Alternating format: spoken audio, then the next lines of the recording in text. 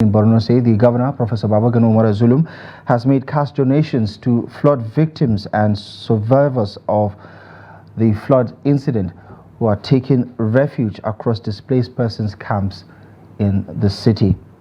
The governor's visit was first at the Bakassi camp, where thousands of flood victims are taking refuge. He also supervised the donation of cash to families affected by the disaster. The governor made similar donations to Yarwa School, where victims are camping, and also toward flood-affected locations along the Shehu Palace, Post Office, and the State Secretariat, which were still heavily flooded as at the time of the governor's visit.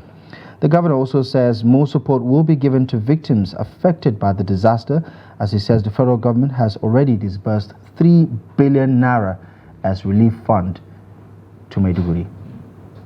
So this morning, what we are here is to distribute the sum of 10,000 naira to each and every heads of household that are affected by floods.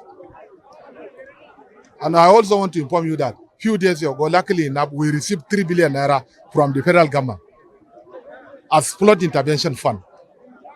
So we are using this fund to support the communities that are affected by the flood.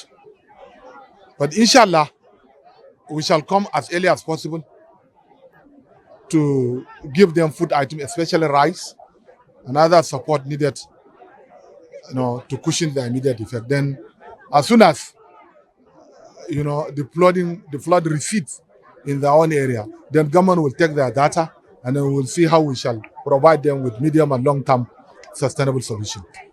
If you can remember a few years ago when I was sworn in as the governor of Borno State, I followed all this route and I asked people to bucket on the waterways. But unfortunately, people don't heed to our own advice.